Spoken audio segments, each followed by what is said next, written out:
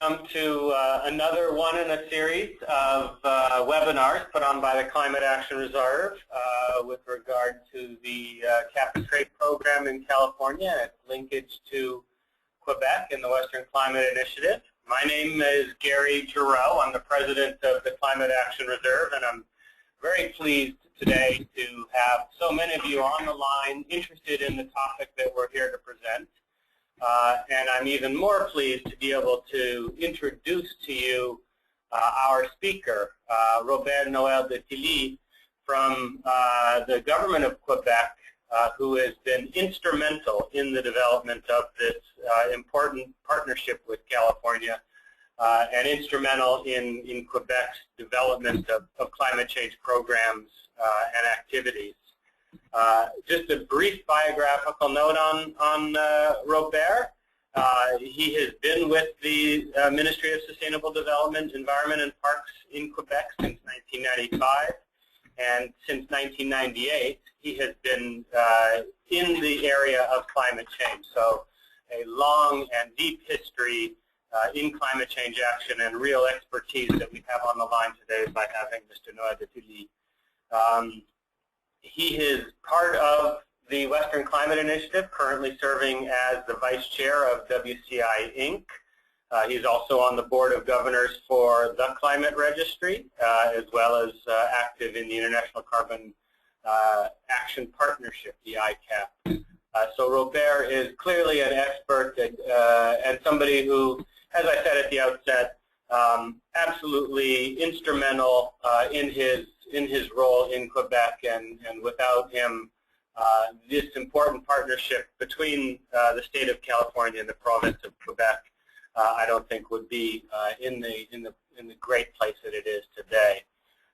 So for today, the structure of the webinar will be that Robert will make a brief presentation on the offset system that they have developed in the province of Quebec for linkage to California.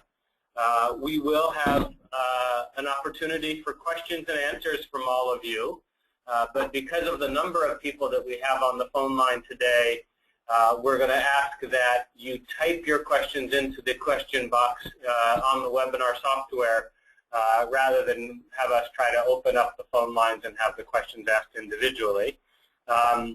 And Joel Levin, our Vice President for Business Development here at the Climate Action Reserve, will moderate that question and answer period. And then the last point is that we will make these slides available on our website later today, so you'll be able to refer back to them. So with that, I think it's important, we have about an hour. We want to make sure we have plenty of time for Mr. Noël de Tilly to make his presentation and to answer questions. So I will turn the webinar over to Robert, and again, thank him very much for participating today, and thank the government of Quebec for their partnership. So Robert, would you like to get started? Yes, thank you very much, Gary. And I wish to thank the Climate Action Reserve for giving us the opportunity today to introduce you to our proposed offset system. So for those of you who are not familiar with Canada and the province of Quebec, just to let you know that the province of Quebec is one of 10 Canadian provinces. We are the largest in territory, but we are the second largest in terms of population, which is about slightly less than 8 million people. So today I'm going to introduce you to the way we foresee the implementation of our offset system. But before I start on slide number 2, I'm going to give you some information about the evolution of the emissions here in Quebec. These emissions, in the last decade of the 20th century have been quite stable. But then suddenly in the early year 2000, we had a big increase. And this is then that we have decided to adopt some climate change strategies and action plans. And these plans so far have been efficient, but not efficient enough to allow us to reach our target of 20% below the level of 1990 in the year 2020. So this is why, the Quebec, government of Quebec decided a few years ago to join, the Western Climate Initiative and to work on the design and the implementation of a West cap and trade system and also of an offset system. On slide number 2 now, I'm sorry, I did not translate the bottom line, which is in French, but as you can see, the first one is transport, which is the same as in English. Second one is industry, then it is residential, commercial, institutional, then agriculture, and this here is landfill, and then the electricity is electricity. So these are emissions, and you can tell here we have had increases over the last 20 years, in the transportation sector, but our industrial sector has been decreasing. And we have also a slight decrease in the residential and commercial. We have a slight increase in the agricultural sector. Our landfill side, have been on the downside because we had introduced a regulation some time ago, more than 15 years ago now. And the electricity sector here in Quebec is very small because 97% of our emissions come from hydroelectricity. So it has very little GHG emissions. But still that sector is also on a decrease. So this is how the emissions are in Quebec at the present time. So now on slide number 4, here is the implementation timeline for cap and trade regulation. So we did adopt a regulation in December of 2011, but when we adopted that regulation 6 months ago, it did not have any offset section. That section will be included during the summer, this summer. So in the spring 2012, actually 2 weeks ago, we did release publicly, a modification, an amendment to our cap and trade regulation, and it did include, a linking modification and also an addition of an offset system. We are at the present time in the middle of a 60-day public consultation period, which will end in August, and then we intend in the month of September to adopt the regulation, taking into consideration the commentary we will receive during the summer. And then in the fall of 2012, we will start, a registration of offset projects. It's going to be done online on our website. And also, at the same time, we will keep working with our WCI partners to harmonize and develop common protocols. And we expect, at the end of 2012 and early in 2013 to issue our first Quebec offset credits. On slide number 5 now, in our cap and trade program, there's a compliance obligation for all entities and facilities that are covered by the program. So 10 months after the end of the compliance period, our entities, they must comply with the program, and there are 3 options for them to comply. They can either reduce their GHG emissions, or they can buy allowances at auctions on the market, or they can buy offsets. And the use of offset is limited, to 8% of clients' obligation in conformity, with the WCI design program. And now on the following slide, which is, I believe, is slide number 5. Okay, a few words about the cap and trade coverage and potential offset sectors and project types. So our cap and trade system in Quebec, as in conformity with WCI design program, covers the sectors of industry and electricity. And it will start covering as of 2015 fuel in the transportation and building sectors. The offset system at WCI allows to issue credits in the sectors of agriculture, waste, forest, and ozone-depleting substances. We are also working at the present time, at the WCI level on different project sites for review in the sectors of manure management, small landfills, coal mine methane, and ozone-depleting substances. It's important to stress the fact, that not all project types will be eligible in the offset system. It is very important here in Quebec, as it is at the WCI level, to avoid double counting of deductions in the cap and trade program and the offset system. On the next slide, which is slide number 6, the offset protocols in the Quebec draft regulation, there are 3 of them at the present time, and we expect there will be more in the future. So in the proposed regulation that's on the table right now for consultation, there is first of all a protocol for the destruction from manure storage facilities, but it only applies to projects located in Quebec. And there is also a CH4 destruction from small landfills, and also this only applies to projects located in Quebec only. And then there are also a protocol for ODS destruction in Canada or in the U.S. for appliances homes originating in Canada or in the U.S. So Quebec will issue offset credits only for projects using protocols included in its regulation. Offset credits issued in the voluntary market will not be recognized. On the following slide, we have some eligibility criteria for offsets, and these are consistent with the WCI design program. So the proponent must demonstrate ownership of the reduction, which is extremely important to us. And the proponent also must be domiciled or have an establishment in Quebec. And the criteria of additionality is of utmost importance to us. So performance standard includes regulation and common practices, and project must have begun after January 1st, 2007.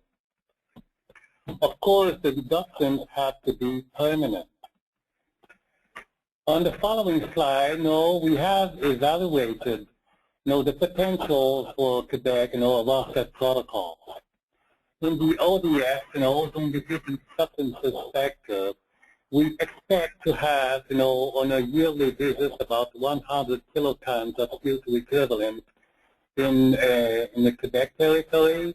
But when we apply that protocol to Canada, we have a potential for about 500 kilotons of CO2 equivalent.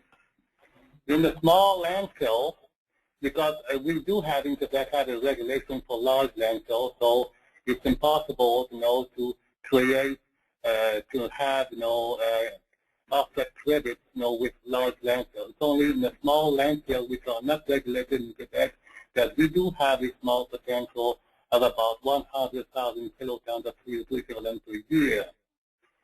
In agriculture, the livestock sector, we also have a small potential here in Quebec. Here, the farms are very small when we compare them to farms in the western part of the U.S. or of Canada. So we have a potential of about 10,000 to 50,000 tons of CO2 equivalent every year. Of course, other protocols will be reviewed by WCI. Eventually, we will add them, into our regulation. So the Quebec offset process, I'll say a few words now about how we're going to proceed. First of all, it's important to identify, the project corresponding to a protocol included in our regulation and to draft a project plan.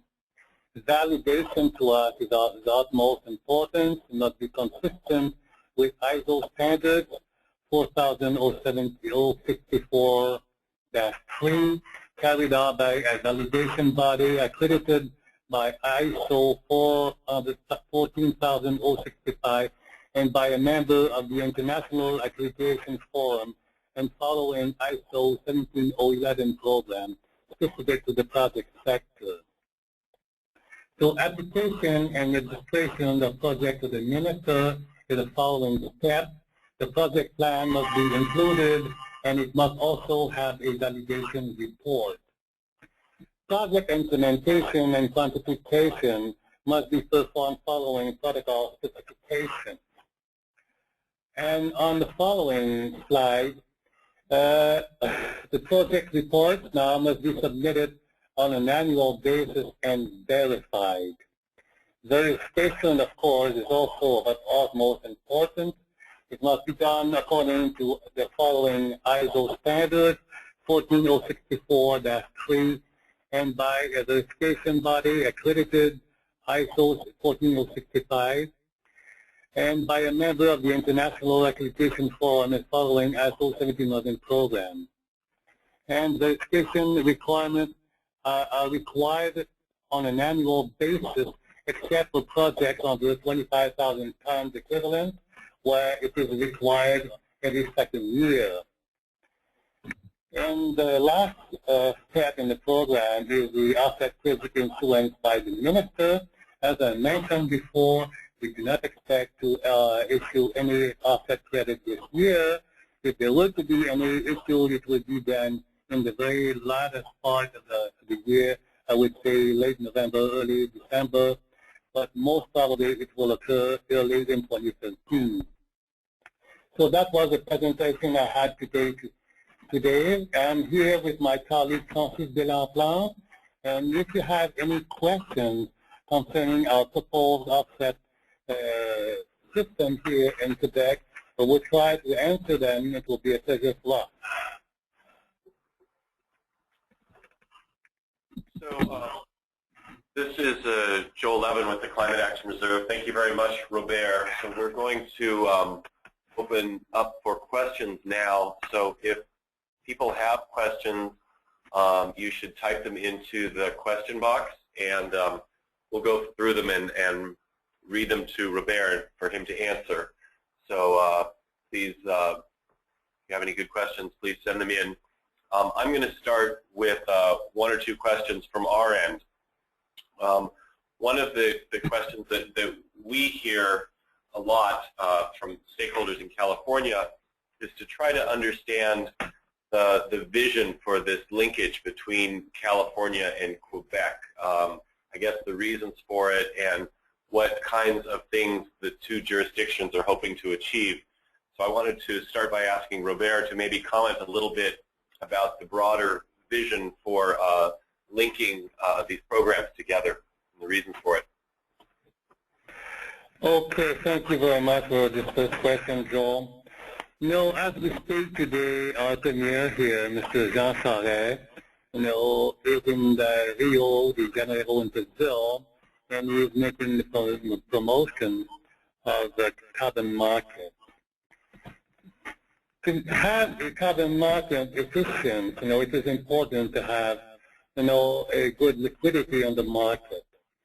Here in Quebec, we believe that with a population of 8 million people, and also with a emissions, you know, around 80 million tons per year for the whole province, you know, we have a very small market. So what we joined WCI in order to have a larger market, and we are very pleased that the state of California, you know, is considering linking with our program, and negotiations should start, you know, in the coming weeks, and we expect, you know, to have a linking agreement by the fall, and be able to start implementing the program, you know, late in the year, and also when the first conformity, the first compliance period starts in 2013. So for us, you know, when we envision the carbon market, it's not only a local carbon market, we envision it at the North American level. And we hope, you know, that a lot of partners will join in, and we'll have a larger market and lot of liquidity in the market. Okay, thank you.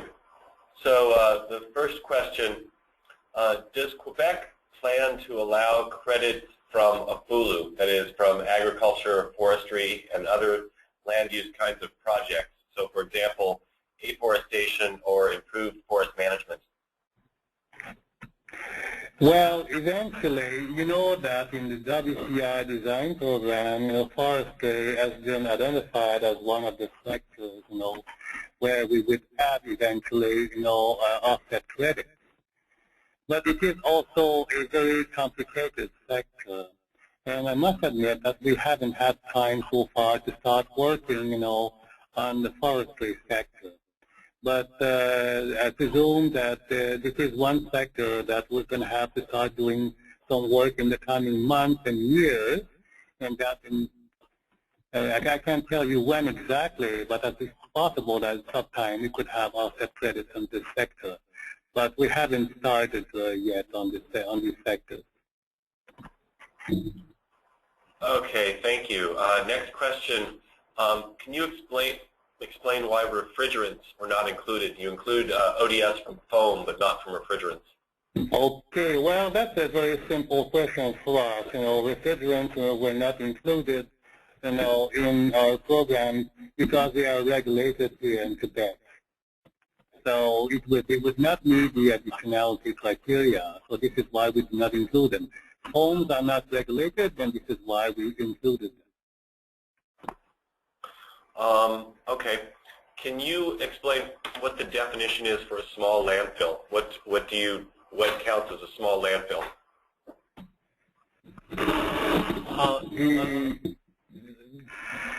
The exact criteria are defined exactly in the regulation.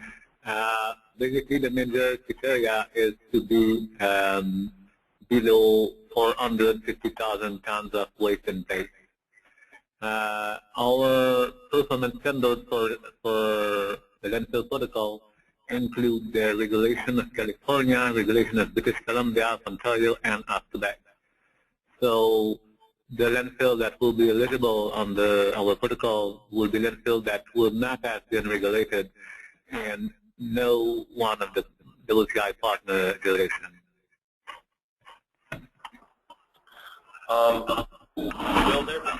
Will there be more than one phase for the cap and trade? Are there multiple phases of it, and how will that be structured? Well, there are 3 compliance periods. There's one starting in 2013 for 2 years. Then there's another one starting in 2015 for another 3 years. And then there's another one starting in 2018 for another 3 years. So there are 3 compliance periods that are foreseen. When you're looking at forestry, would you be looking at Quebec only or potentially a forestry protocol that would be for all of Canada? Well, it will depend how many WCI Canadian partners there will be at the time. Of course, if there were to be other Canadian provinces like Ontario or BC, we would let them, regulate manage their forestry credits.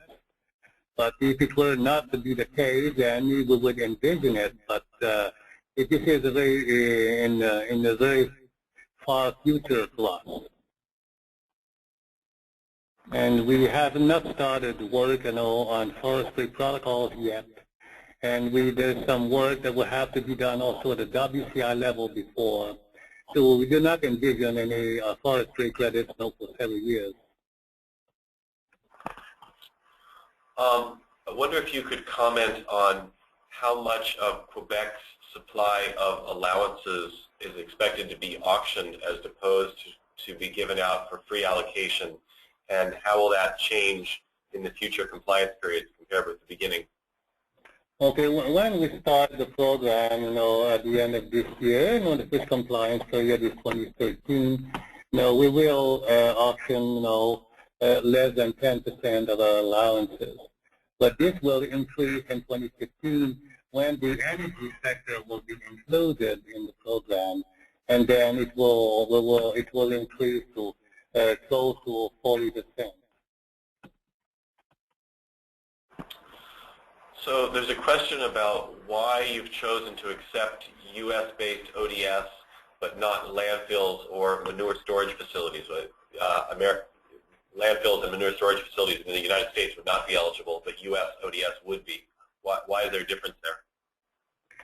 Well, there's a big difference because, landfill sites, are managed locally, but ODS destruction, there are not very many facilities, in Canada, in the U.S., where these destruction can occur. There's a couple of them in the U.S. and one in Canada, and there could be another one also in Canada in the coming year. But for the present time, as there are not very many destruction facilities, we thought it would be, it is also a very good source of reduction for us and also for WCI. So that's why, we decided that our protocol would be adjusted and adapted to the whole continent. Could you comment on other protocol types that you're contemplating in the future, in particular in agriculture? Any other types of protocols that you're looking at? Just a minute.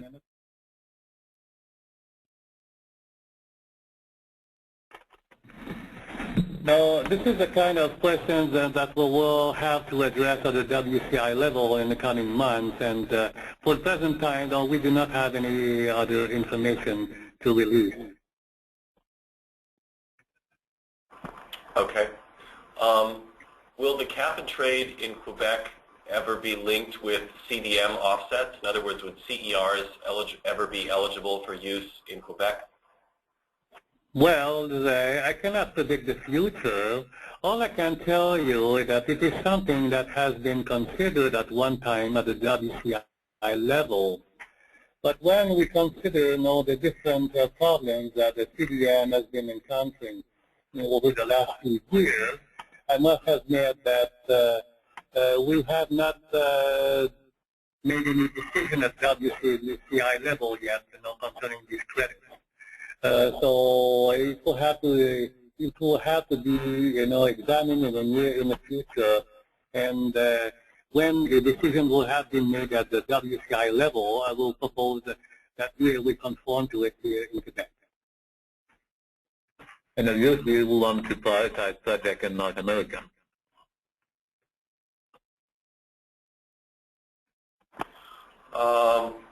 Okay, let's see, are there any more questions? Those are all the questions that I've gotten so far. Oh, wait, here comes one. Can you comment on the energy sector? I think the question is, are you looking at any project types that would be from the energy sector? No, not at the present time. The energy sector is going to be covered in the cap and trade program here as of 2016. So where the energy, where the fuel is introduced in the market, is going to be capped. So this is what our approach here in Quebec. In the meantime, we do not envision to include energy efficiency projects before the year 2022. Could you comment on why for livestock and small landfills you're only looking at Quebec projects and not from other provinces of Canada? Well, that's a very good question. Here, as you know, we are a smaller government, a smaller province in terms of population and resources. And we have decided to apply Schumacher's principle, which is small is better. So we have decided to start small, and then in the future, if everything goes well and we are in control of the situation, we might enlarge our vision, but not at the present time. Can you talk a little bit about the regulation of refrigerants in Quebec? The question is the provincial regulation indicates that the distributor is required to reclaim or eliminate all returned halocarbons within 12 months following their receipt, but it does not mandate disposal. Yes, that is the article of the regulation for all types of ODS, but the type of refrigerant that are allowed to be destroyed in the protocol are CFCs, and CFCs in Quebec, in another article, are not allowed to be reclaimed. So the only choice you have is to destroy it. That is what is required by regulation. Okay.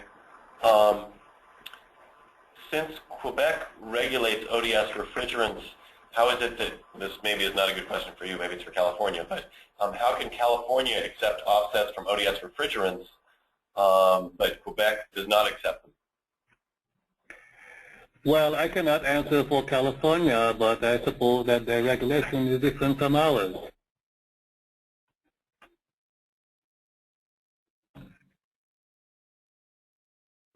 Okay. Can you clarify which U.S. offsets will be allowed into Quebec? So which of the California offsets would be usable for compliance in Quebec? All of them. Now, in our linking agreement that we intend to negotiate, in the coming weeks, we intend that all offsets that will be recognized by California will be, fundable with our offsets here in Quebec and vice versa. So can you describe an example of a livestock project, how it would work, and can you also talk about the timeline for adoption of the protocol and when people will be eligible to submit projects? Okay, well, the adoption of the protocol timeline is very simple. We expect to adopt the protocol, when the regulation is adopted, in the fall, in September, probably of this year. So that's about 3 months from today. Well, as far as livestock projects are concerned, we have very small farms here in Quebec. We have some dairy farms, and we have some beef cattle, and also some swine production and chicken. And these are very small farms overall. So, of course, these people are not going to submit projects. So we will need projects from promoters that will help them, put up their project and submit them to the government. So as I said before, we will adopt the regulation and the protocol in the fall, in September, most probably, and we will start, receiving projects here in November, examining them, and we could issue the first offset credits, early in 2013.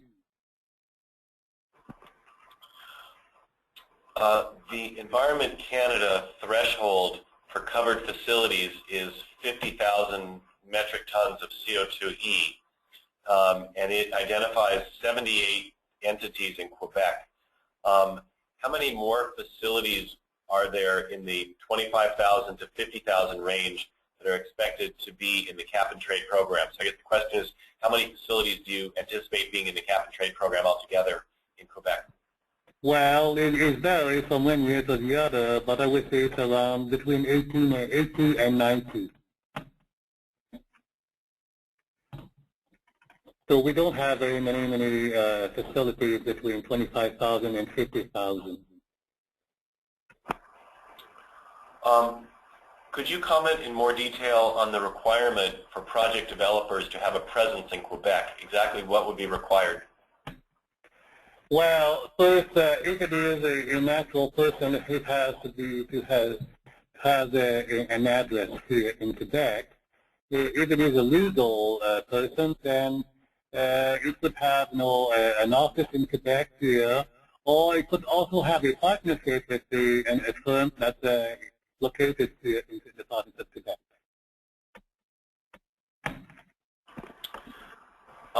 In your numbers for the potential of the different offset types, it seems like the potential is less than the demand for volume that could be used by Quebec entities. So do you expect this means that the province on the whole will be a net buyer of offsets? Not necessarily, because we do believe that our cap-and-trade, the vast majority of our reductions are going to be made in our cap-and-trade program.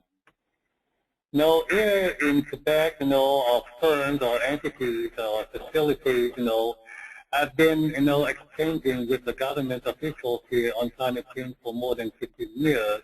We are very familiar with the path that we have chosen throughout the year, and over the last 5 years, we have been in very close contact with them concerning the cap-and-trade program.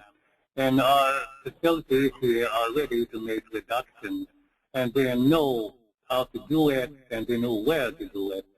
So we are very optimistic concerning, the efficiency of our cap-and-trade program. And it's not because, we allow for 8% of offset in our program here, that it means that this number has to be completely fulfilled. And we have decided that we would start with very strong environmental criteria at the beginning of our program. For us, environmental integrity is very important. And economic efficiency, of course, and social responsibility are also important to us. But it is important to us also to have environmental integrity. And it is so important that this is why that we do not expect at the beginning of the program that the whole 8% of offset will be used, that it will be needed. But further along, when the reductions will have been made in the first years of the program, there will be a stronger demand for offset credit. And at that time, we will have adopted other offset protocols, and it's going to be easier for our firms, in the program, to buy these credits on the market. So sort of a related question, which is, do you expect that there will be enough offsets to fulfill the 8% limit? Yes, there will be, because we're going to be linked to California. Can you comment on HCFC refrigerants? Would they be eligible for credits? No, these refrigerants are not eligible. Okay. If California or CAR accepts ODS for destruction that's sourced from Canada, does that mean that those credits would then be eligible in Quebec? No, it means that they would be California offsets, and they would be sold by the government of California, but they would be fungible with the offsets of Quebec. So if a firm in Quebec decides to buy these Californian offsets, it would be entitled to do so. So for a company that's under the cap-and-trade program, what are the consequences or penalties for non-compliance? Oh, well, there are some administrative, and we also have we have different kinds of penalties here in the program. We have some monetary administrative sanctions, and we also have penal sanctions that will go up to $100,000 for a natural person, and for legal person can go up to $600,000. And in other cases, it can go up also to $1 million or $1.5 million. So we do have some sanctions in our regulations. Can you provide any additional information about your evaluation of the volume potentials for the Quebec offset protocols? Is there any more detailed analysis of the supply estimates and the underlying assumptions and data, or anything that can be made public about that?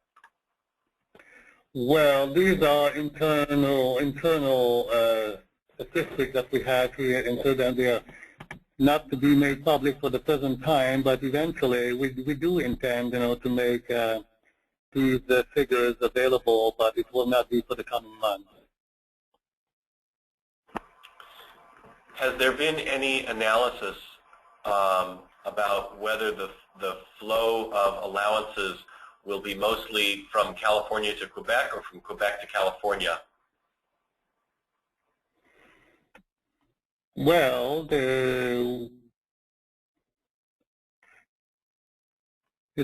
we don't have any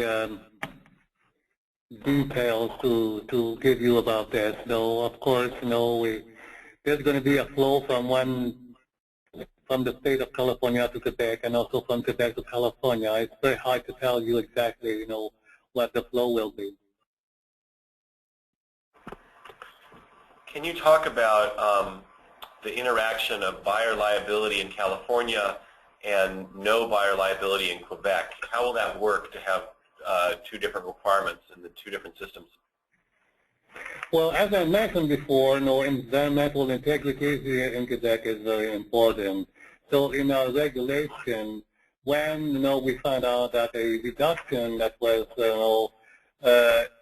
for which we issued an offset credit is not no more a reduction, or it was issued under false information, what we will do is that we will ask the promoter to replace it.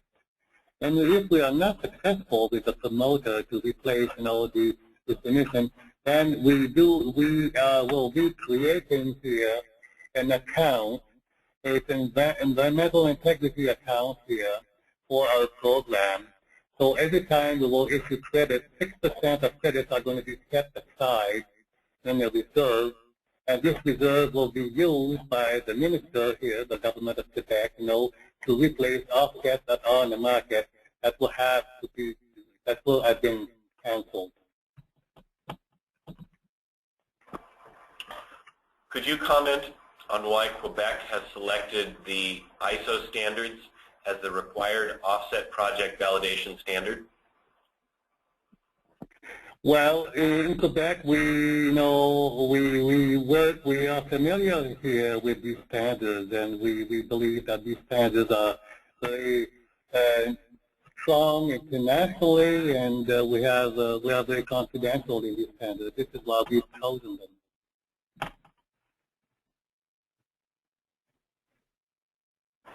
Okay. Are there any other questions? I've come to the end of the questions that have been submitted so far. Let's give it a minute, see if anyone else has more questions for us.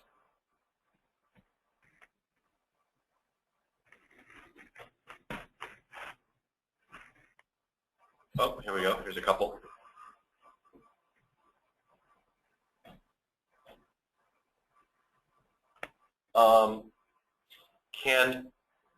Can existing offsets from projects in Quebec be turned into Quebec offsets?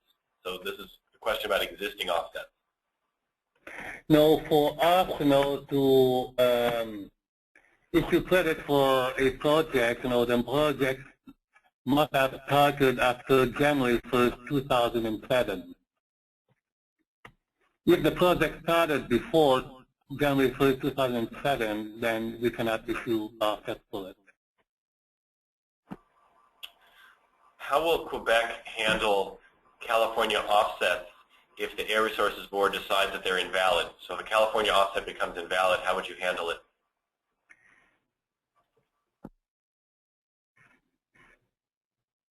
If a California offset is invalid? Yes, if it becomes, if the ARB invalidates an offset under their buyer liability rules, and it's been submitted for compliance in Quebec already. Mm-hmm.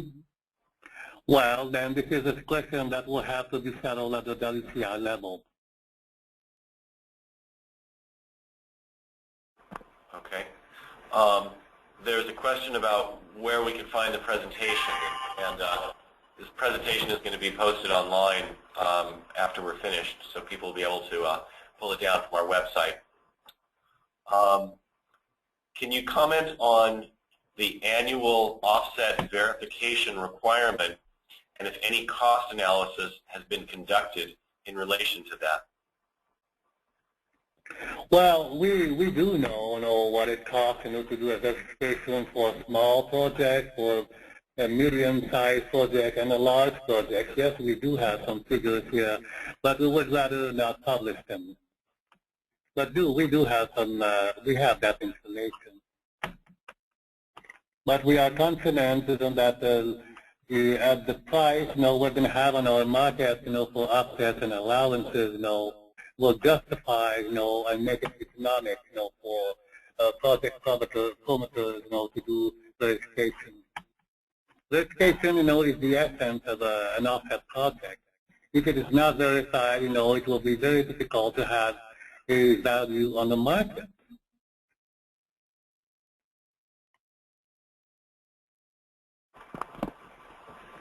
Okay. Are there any additional questions?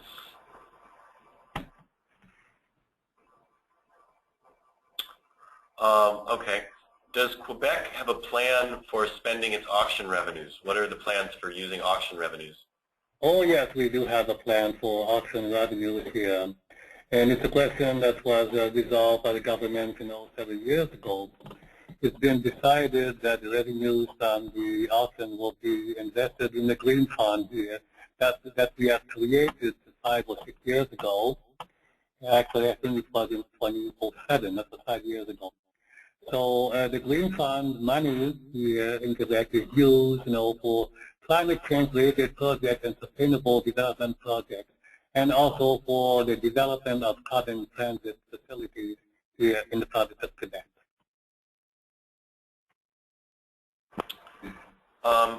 Do you envision other Canadian provinces implementing a cap-and-trade system and linking with Quebec and California? And if so, how do you envision the link between multiple provinces would be handled? Well, first of all, yes, I do envision that there will be other Canadian provinces that would join the system eventually. I cannot tell you when, but I don't expect it to be, at the beginning of the first compliance year, so in 2013. But if they could join after that.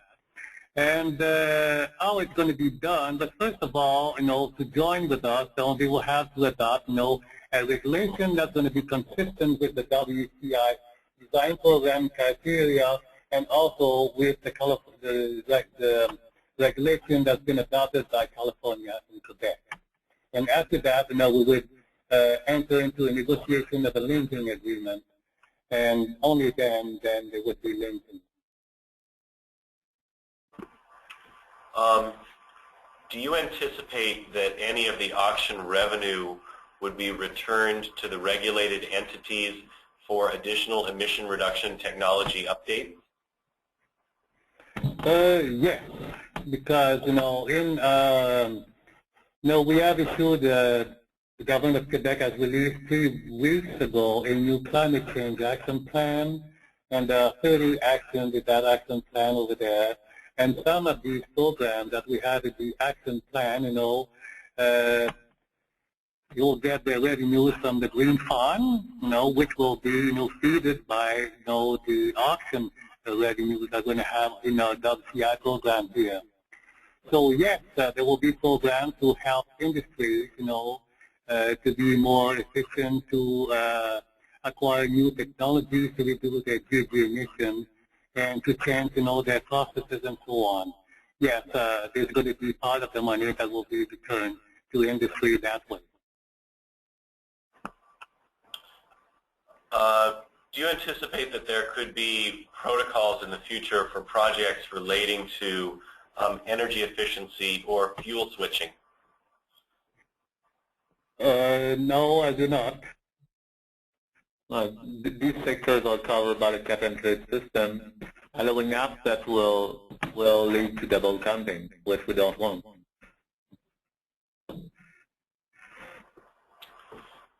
It seems that projects for ODS destruction relating only to foam from appliances have not been popular in California so far due to a lack of economic incentives. Is this a concern for Quebec? Should we take this as a sign that the Quebec ODS protocol will not produce as much supply as has been expected? Well, I would be extremely surprised. We have been in contact here. We are with stakeholders that do work in that business. And I can tell you that at the prices that we're going to have in our system here on the market, I can tell you that they are very satisfied with these prices. and we do envision to deliver the merchandise.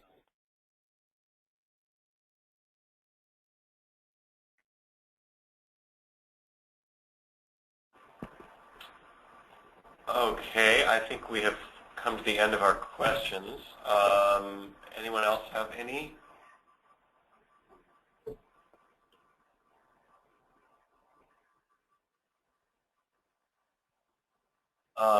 Okay.